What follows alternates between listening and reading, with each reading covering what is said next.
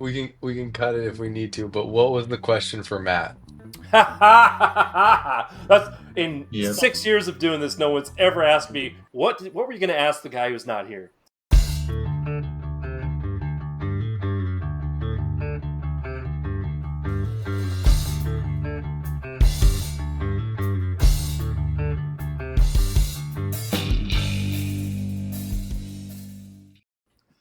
Welcome to Room 6, the channel dedicated to local music wherever it may be found and the people that make it, including my guests. My guests today are another TikTok find.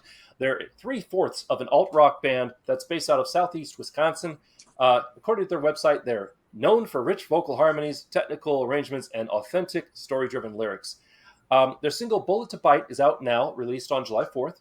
Please welcome to the channel, Secret Menu. Say hi, guys. Yo, what's Gosh, up? thanks What's for having up? us. Hey.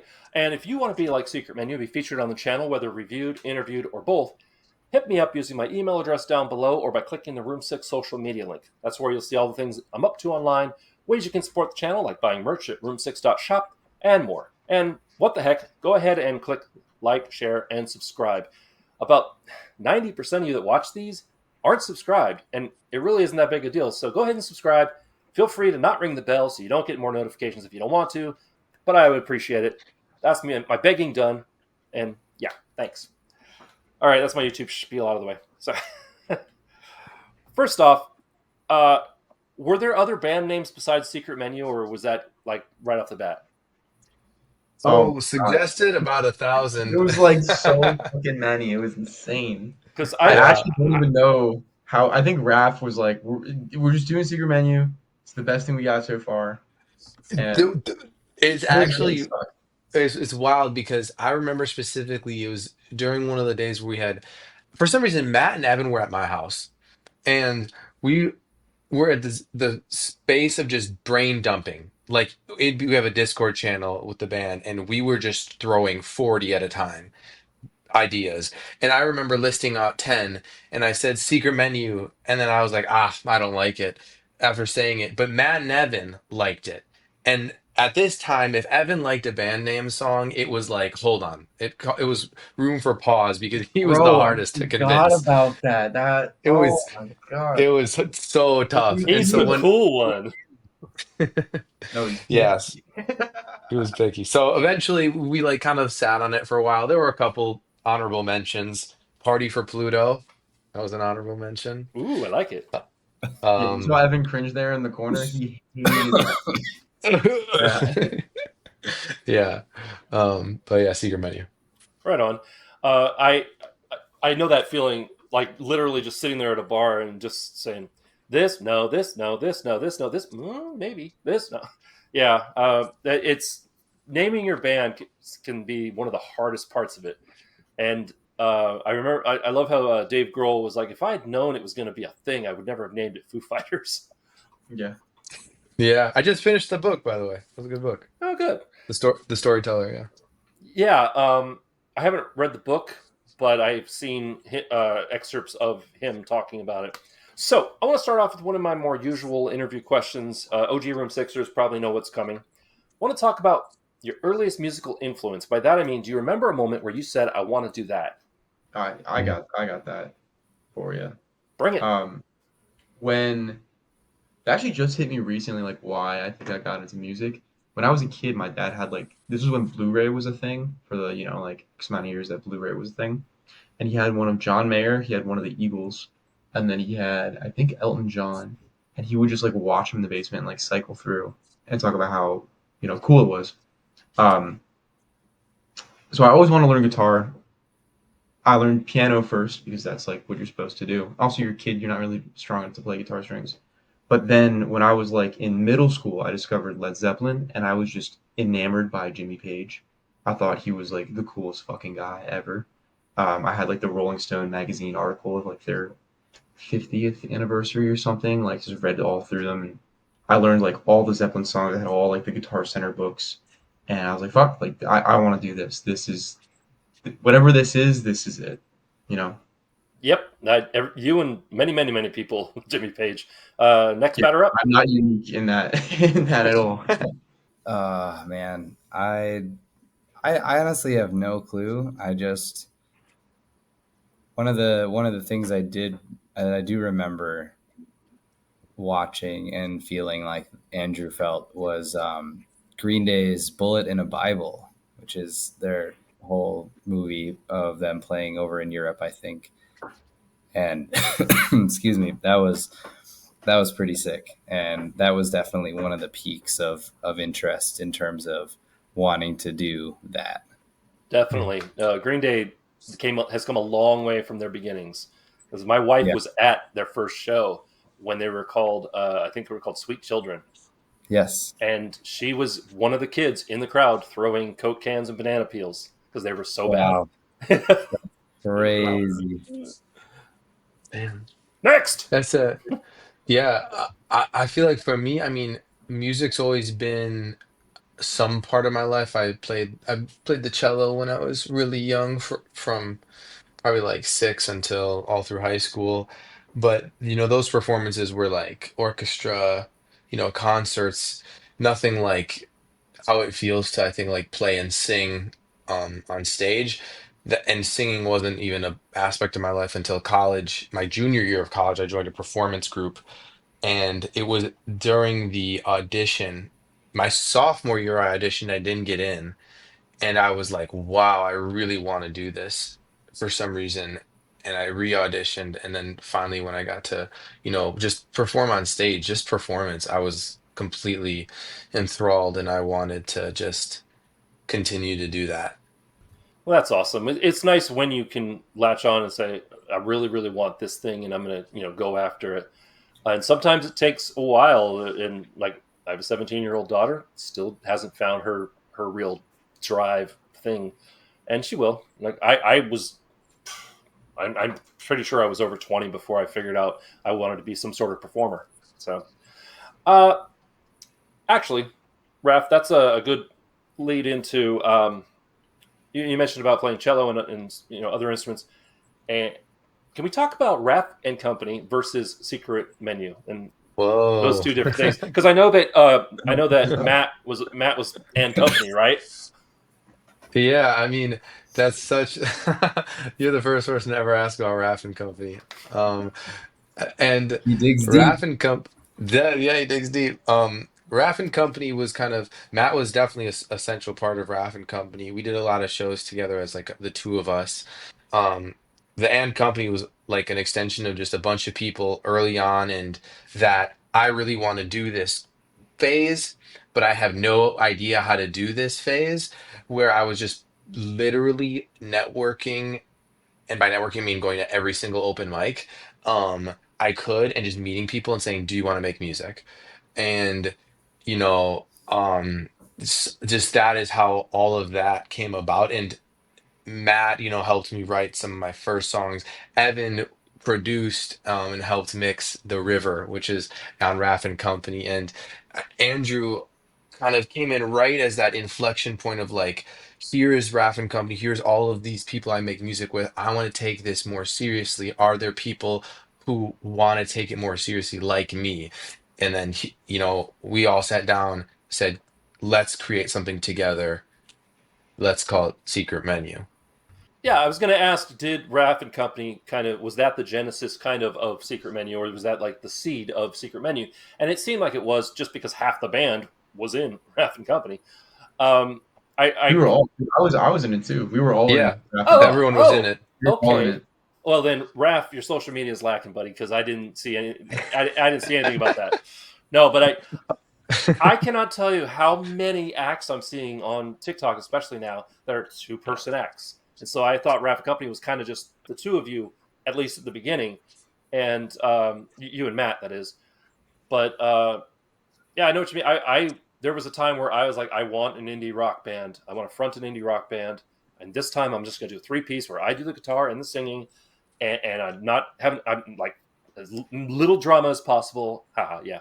And met um I met the drummer at an open mic, and he had a drum key on his keychain that he was like, oh, hang on, I got you. And I was like, there's my guy. That's a drummer Nice. drummer with a keychain with a drum key on his keychain is always a good sign. And he knew the bass player, and it was just it was one of those things like, is this really happening? Okay, well, now we got to figure out if we like each other and if we can gel and do that jam thing where you kind of know exactly what to do at this particular point with when they're playing this. And um, so from that question, we're going to switch it up and go to Andrew. What act had the bassist that you hid behind their at the first gig that you played? Oh shit, dude! Wow. Um, that was so. That was actually technically was not the first time I played on stage. The first time I played on stage was at my dad's corporate retreat, where I stood up there and I played Back in Black. And then my parents were like, "All right, we're gonna sign him up for like band coaching." So they put together like a group of kids. I must have been like 12 or 13 because this was in like sixth grade, seventh grade, and we played. Raph, Eb, do you remember Arts Quest when we went to Music Fest? It was in the Arts Yeah. Quest at the bottom there, Nice. and I can't remember what the name of the band we decided to call ourselves, but essentially what they did is you got like three songs. There was like some guy in his 20s who was like your band coach and he coached you. And essentially he just fucking picked the songs, right? They're not gonna let like I wanted to do like Moby Dick, right? And they're like, well, no, because you have like a 10-year-old drummer, right? Right. So we played Just What I Needed by the Cars. We played You Are a Tourist by Death Cab for Cutie. And then we also played Lotus Flower by Radiohead. And I was just Wow. like fucking mortified. I couldn't look up, couldn't do anything. I was just like, could barely, kid, right? You never done Yeah. shit like that But before. that at that age to have that breadth of musical styles represented, Yeah. that's impressive. That's really impressive. A shout out to Jeff. I don't know what his last name is, but Jeff, you're out there somewhere with like a beanie and a big beard, and yeah, you taught me a lot of shit, man. Thank you. Andrew and Company, Jeff and Company. There you go. All right. So Evan, it falls to you. And falling back on the question I asked of Raph, can we talk about falling flat versus secret menu? Let's go. This is Yes, awesome. Digging it yes. up, digging it up. Yeah, that was not my first band, but definitely probably the first original band to really take originals seriously anyway. And yeah, it was one of those like Facebook posts like let's make a band and like people were like, "Oh yeah, sure." And then we like picked a date and a time and then everybody showed up and we're just like, "Here we are." And then yeah, it kind of went through some stuff and ended up being just kind of this punky, trans fronted, like super fun group of guys that were just, just goofballs. And if I don't know if you dug into the social media at all, but it's heinous, as Raph would say. And just, I didn't listen to it, if that's what you no, mean. But yeah, no, I mean, there's some stuff out. They have TikTok. Well, I guess they're a different band now, but anyway, yeah, we played some cool shows. We played some big like Pride Fest. We played, all the local spots. Excuse me, I'm under the weather here, but yeah, it was a good time. We played, that definitely fulfilled like my pop punk, my punk rock vibe that I needed, and not so much the highly, high musicality and vocal harmonies as we do, but nevertheless, it was a fun group, and yeah, that was a couple of years long, I think that was, and at around the same time, that was sort of not fizzling out, but we kind of were at a standstill with creativity. I had met Raph, and we started talking and doing Raph and Company, and then sort of like right as Secret Menu started, my relationship with them ended, and off we went. So I don't know if that helps at all. If that no, answers all. no, yeah, that does totally. I mean, and you got to go through your 3 chord punk rock phase, and then Yeah, you start wanting a little more. Not that there's anything wrong with 3 chord punk. Don't yeah. come at me. You know what? Anybody who's looked at my channel knows I've reviewed a lot of it.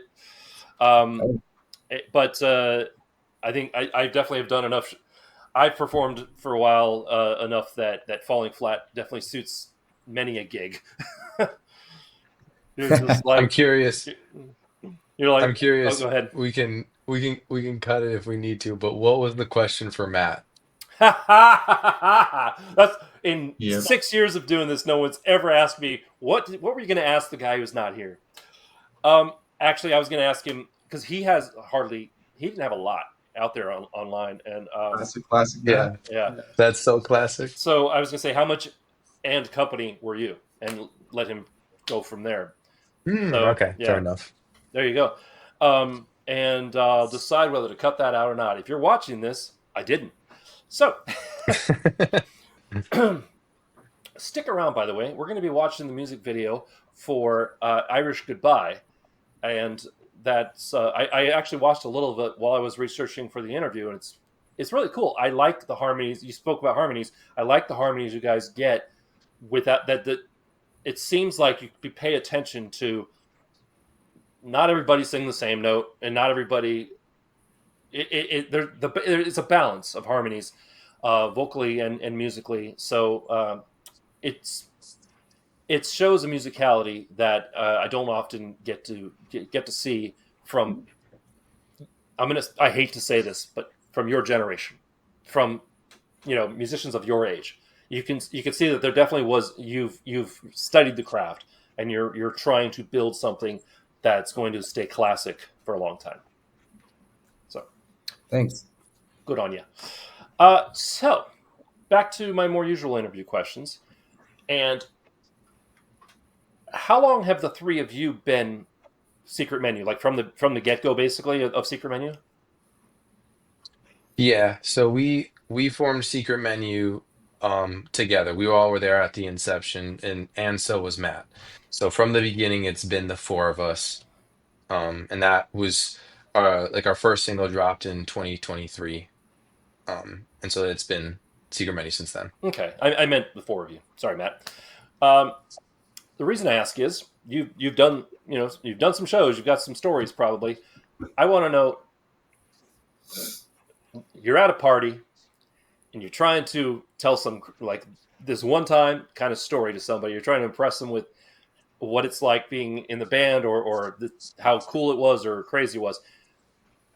What is your favorite show memory or most memorable show memory that you could pull out and just be like somebody, things went off the rails, or it was you checked off a bunch of rock star wish list things, somebody went to jail, whatever. What do you got that's your this one time story? So Peterman. one time we were in Bethlehem on tour, right? Okay. And we're playing our first show. Wait. Well, Bethlehem, as in not in America. Nope. no, No. no, no. Bethlehem, Pennsylvania is my hometown. So that's my Because I know there's a city called Bethlehem in America, so I was like whoa. Go ahead.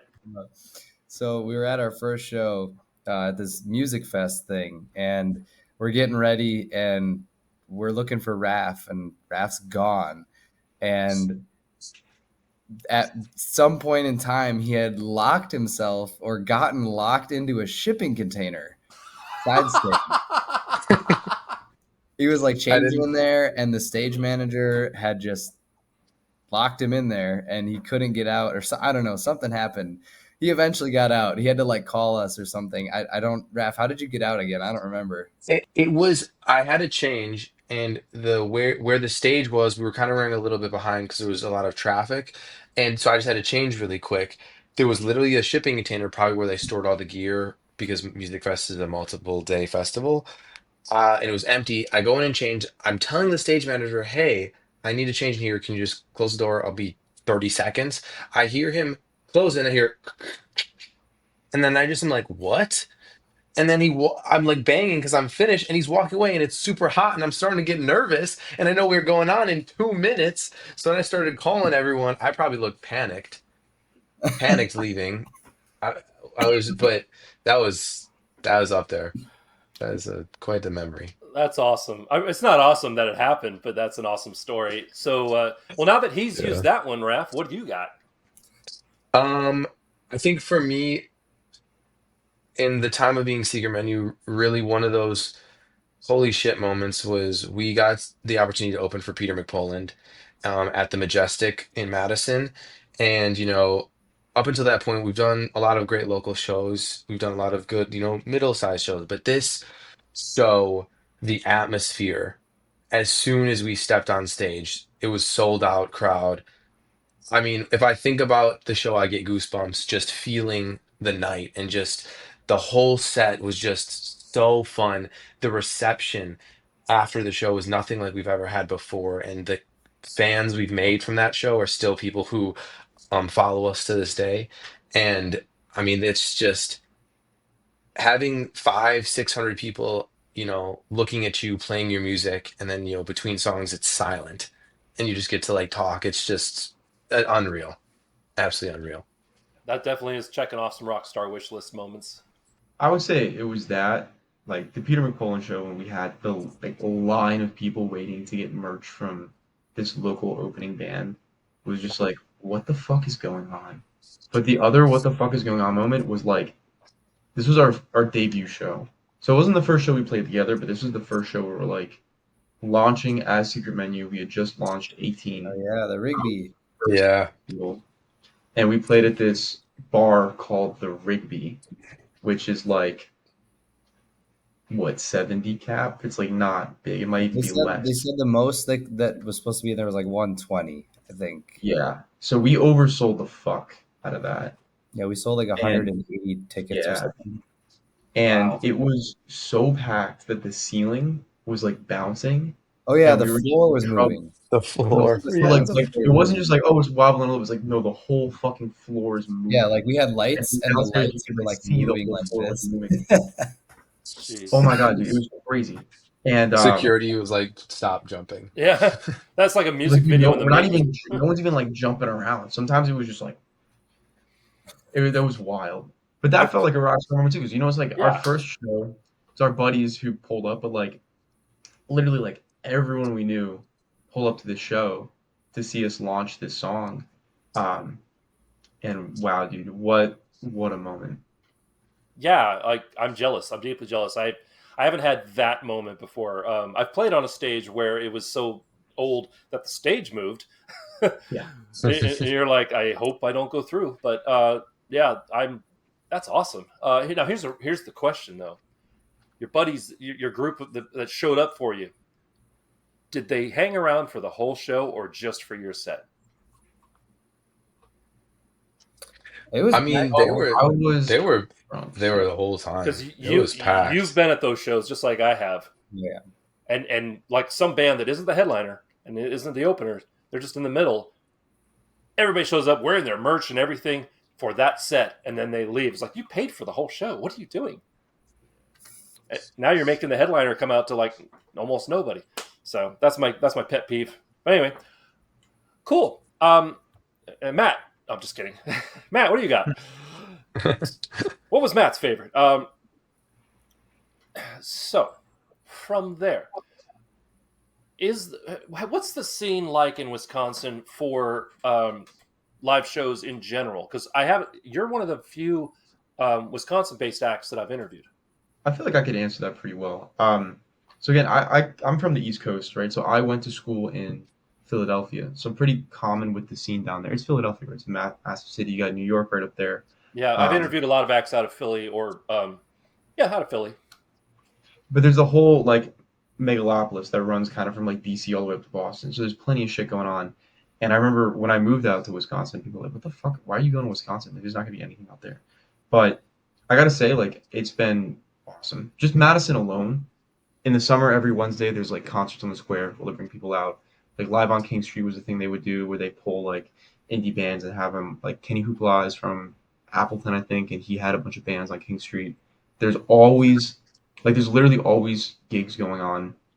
I think it's really lucky because we get a lot of overflow from Chicago. So we'll get like I don't know, Peter McCollum was an example, right? You get these overflows off on like a weekday. And then Milwaukee's got Summerfest, which is a massive festival. Chicago's right down there. You can go up to Minneapolis. Oh, I almost forgot about the Madison. It's like a what's it called? Not the Madison Night Market. Isn't there like a music thing that Madison does? Make Music Madison. Make Music Madison. Yeah, it That's was everywhere in the country. It's yeah, just it's like huge in everywhere. Madison. Like music is so big in this city and in Milwaukee. Appleton's got their mile of music that we're going to be playing at. It was like from coming to the from the East Coast where I'd never heard anything out of the Midwest other than Midwest emo and cheese and beer. Like right? it was really cool. It was really cool. I'm very happy to be living here. Awesome. And you know what? Yeah. If you're a band in that area, hit me up for an interview. I'll be happy to, or if you guys know somebody that you think would want to be on the channel, send them my way. Yeah, for sure. Yeah. I think something also that's interesting about the Madison, Milwaukee music scene is like there's a really healthy pulse of just local bands that are making good music and want to succeed. Like I I mean, I think about, like people that we're friends with or just have played on bills with, like Social Sig, Yeah. Bug Moment, like Well and good. the Well and Good. Yeah, like those bands are just also like grinding, making awesome music and trying to support the local scene. And you got like venues, like you got, Cactus Club, the Rigby in Madison, Anodyne, like these are solid 200, 400 capacity venues that like if you get the right bill together, you can fill and they can be really, really cool. Awesome.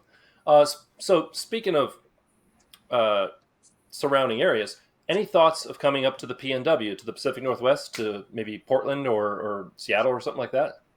Well, my brother's out in Idaho. He's out in Boise. So if we ever make it out there, we're gonna stop by Boise for sure.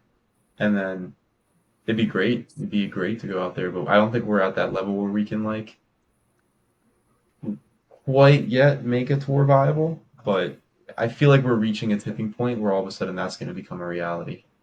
Well, I'll tell you, as someone who covered the Las Vegas scene for over 5 years, where it's very oversaturated for both cover acts and local scene, like literally one block apart, your whole different show, you can go see a whole bunch of different types of music.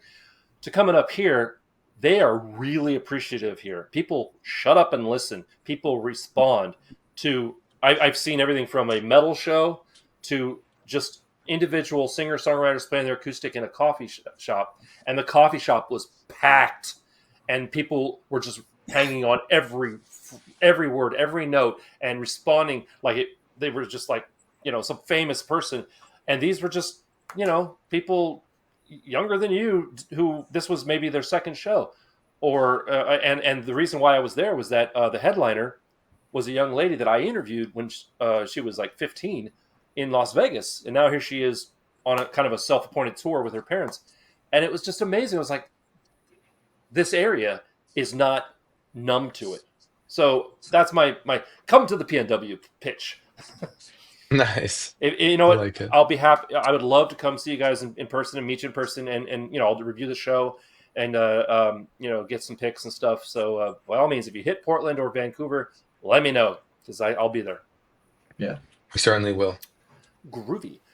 So a couple more questions, and then we're going to see that music video for excuse me. Then we're going to see that music video for the Irish Goodbye. And if you want to know more about the band, by all means, hit those social media links down below. See what they're up to, see where they're playing. Tell them Room 6 Inches said hi. And yeah. So, from the highs of, the rock star wish list moments of your playing shows, I want to talk about the lows of the realities of being a musician and maybe playing those gigs that aren't so good and also losing gear. Has anybody lost gear at a show? I mean, for sure we've lost like a fuck ton of quarter inches and XLRs and rechargeable Laptop. batteries. Fortunately, not anything big as I search around the room for some wood to knock on so I can tell the Yeah, stuff. honestly, like knock So, on like it's wood. crazy. Matt took the biggest Oh, gear he took a big L. loss because Matt runs a very unique setup where he uses Ableton and a MIDI controller with his keyboard. And after one of our gigs, somehow, still a mystery to this day, he carries his laptops, plural. He had his work laptop and his Oh music no. laptop in his backpack, and they didn't get stolen, luckily, but something impacted his backpack hard enough to shatter both of the laptops, Oh. and he lost those. Um, Wow. I hope his work but was okay with it. yeah, they were able to replace it, I believe. I don't know. Matt would be able to tell it the most accurate, but knock on wood, I don't know if any of us have lost like major gear. I speak from personal experience here. That's why that question's kind of in there because I have. I was an indie rock band. We played some Battle of the Bands. You know, whatever. We didn't win, and the load in was by the dumpsters of a casino because Vegas, and I put my guitar down on the ground, and I got home and said, "I really just did that, didn't I? I forgot to load the guitar." And Oh, Oh. needless to say, it was gone. And it wasn't. I'm not one of those. All my guitars cost less than $200. I'm not one of those people that spends $2,000 on a guitar because I know where I play, and I know how I play. But it sucked. It sucked a lot, and definitely the idiot check now all the time. It's triple check everything. So you young musicians out there, you make sure you got all your crap. So all That right, definitely reminds me of a story. bring it. Uh, that reminds me of a story. We are literally leaving for our tour, our first day, and we were lucky to be connected with a photographer, videographer for the tour named Max. Oh no, And Max is oh he bad. my God. he had a camera bag and he had literally another bag, all of his clothes, all of his I things. see it And coming. we had a show on like a Thursday and we were gonna leave on Friday. So he came up on Thursday night. Long story short, we do our loadout, we pack everything up, we get home, he realizes he forgot to pack his clothes bag. And he is a very fashionable guy who likes fashionable clothing. And I know that some of those things can just like run a little bit more expensive. And he had these like Jenko jeans that unfortunately the whole duffel bag of clothes was stolen a day before we left for tour, like that day. And the hindsight with you, like it could have been my camera bag, which it wasn't. He But said that that just like reminded me of he said that at least 100 times on the ride. that was the line of the tour. Yeah. At least it It could wasn't have my been camera like bag. could have been my camera bag. Yeah, Yeah. I have. Sh- Oh, go ahead. Shout out. I was gonna say shout out Max. Shout out Just Max. awesome. Yeah, for Yeah. sure. Yeah. Before I lost that guitar, one of the very first gigs that the first iteration of my band uh, played was basically it was the Arts District in Las Vegas, and one of those. There's like it's an artist gallery, and they've set up a little stage with a little awning over it. People have merch tables out for crafts and things like that. It was kind of a loosey goosey type of thing, but we did our set, and at that point it was early days, so it was definitely falling flat. But I got back to my car at like a couple hours after parking, and I had left the keys in the ignition in the door. It was still there. Oh no. Yeah, that could have been That's a wild. really bad night. At that point, that was my family's only transportation, and my wife would have definitely been not Hmm. happy. So, all right, last question. You made it. Yay! We're gonna circle back to that earliest musical influence that I asked you, a question that I asked you, and we're gonna hop in our little time machine. We're gonna go talk to little you that said, "I want to do that." Okay, and I want to know what is one thing that you wish you could tell that kid or that person and say, "Hey, you're gonna need to know this," and don't say change your strings. Hmm. Can you say the question again? I'm sorry. What's one thing you wish you could go back and tell yourself at the beginning of being a musician that, hey, you're going to need to know this? And it could be a warning, it could be hang in there, kid, or whatever. 100% learn music theory better. Oh my gosh. I don't know music theory very well. And Matt and Same. Andrew do, and it hurts me every day. Granted, now I can, I work on it now, but it would have paid dividends if I was 8-year old me and I would have gotten to know my chords and scales better. So that's the thing that jumped out at me. Music theory would have paid dividends. For mine, I would say like if you're gonna do anything worth listening to, you gotta climb Cringe Mountain. I think I was told so much as a kid that just like, you're just born with it. You're just gonna be a good singer. You're just gonna be a good guitarist. Like, no, bro. These people fucking work at this shit their whole lives. And if you look at any person who's like in the top Billboard Top 40, and you take it back to when like Ed Sheeran's a great example. You ever heard Ed Sheeran sing for the first time? Fucking sounds like ass, bro. It sounds awful. Like no one is really born with an inherent knowledge of music theory and artistry and like make shit, and eventually it's gonna get good because you're just gonna learn how to do it. It's like a skill, you know. It's like every dude thinks they can fight until they actually get in a fight. They're like, actually, I have no idea how to fucking do this. But it's the same thing. Like everyone thinks that, oh, like they got it, and like I don't. It's like no, they just put in more time and they just didn't give up. So I, just don't give up. I have a good analogy for that because I totally agree with you and have been there and know what you mean.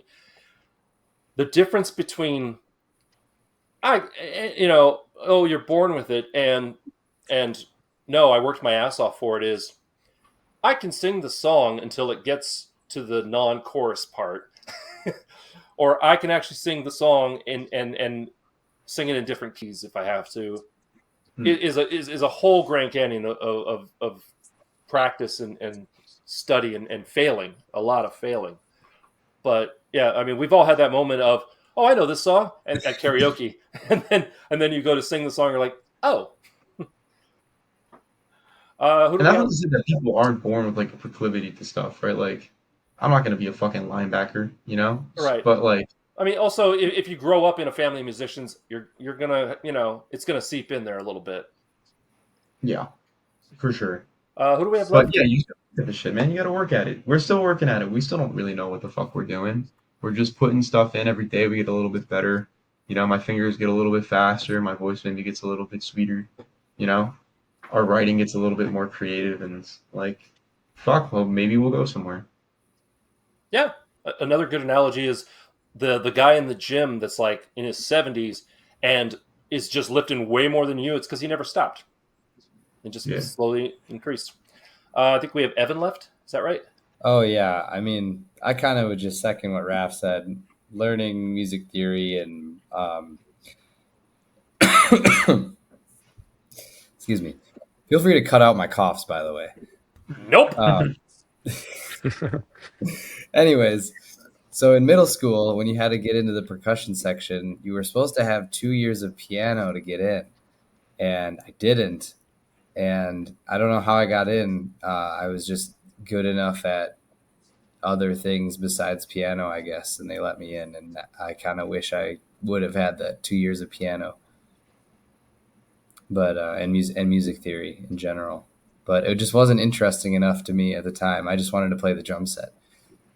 Yeah, I'm guilty of that too. I actually was a voice major in college for a little bit until I realized in Grandmasters of no, in a pedagogy class, I was like, I just want to sing. I don't want to like teach the stuff, and I really regret that I dropped out of that because I did learn music theory and have forgotten it, which is really frustrating when you're trying to understand something. You're like, I used to know this decades ago, and I blew it. So now I just play for fun. Well, Yeah. on that cheery note, thank you very much for watching. Stick around. We're going to see that music video for the Irish Goodbye, and then we'll catch you in the outro. In the meantime, thank you for being on the channel, guys. Thank you for watching, and we'll see you in a minute.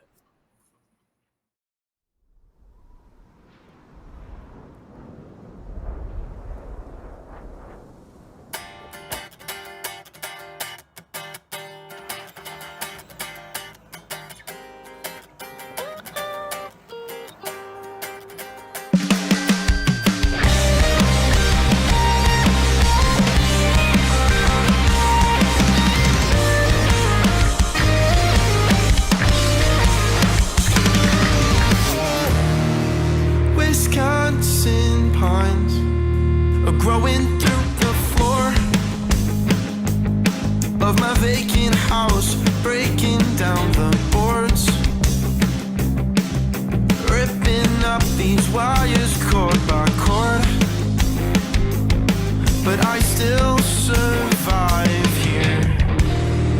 Two broken wine bottles on the floor. My Mr. and Mistress dressed in thistle and thorns. Growing superstitious, this is a warning that it's disposition. So what are we waiting for? Lock the door, hide the keys in the floorboards. What are we missing this time? This time, you swore nevermore you would leave through the back door. No more Irish goodbyes. Goodbyes.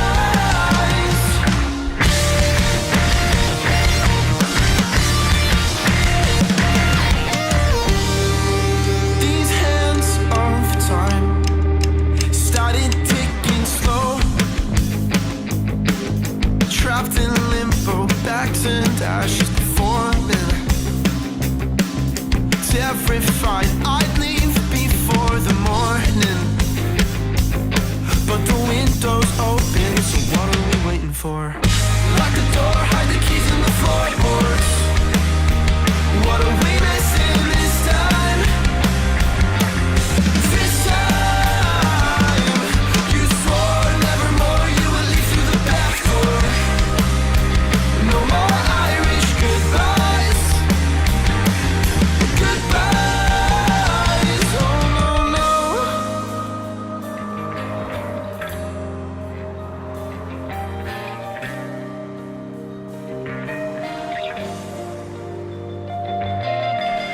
Please lock the door when you leave this.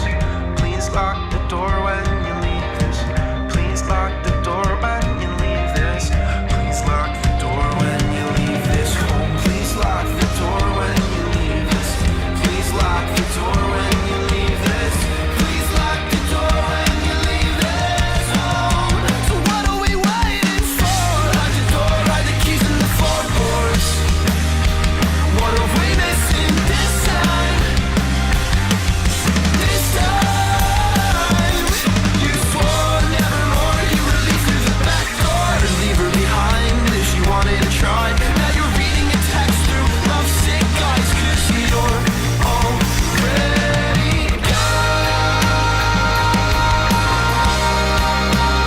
You're already gone.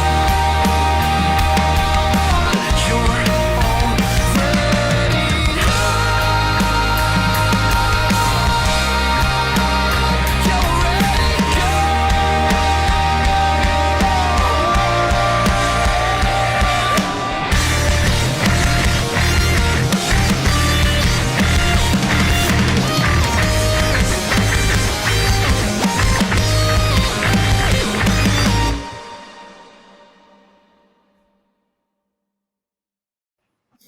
I want to thank Secret Menu for coming on the channel. It was a great interview and an awesome music video. If you want to know more about them, hit those social media links down below and tell them Room 6 sent you. In the meantime, if you want to see more videos like this, please click up here. If you want to subscribe, click over there. Ring the bell if you want to. I appreciate you. And if you want to hear my own music, click over there.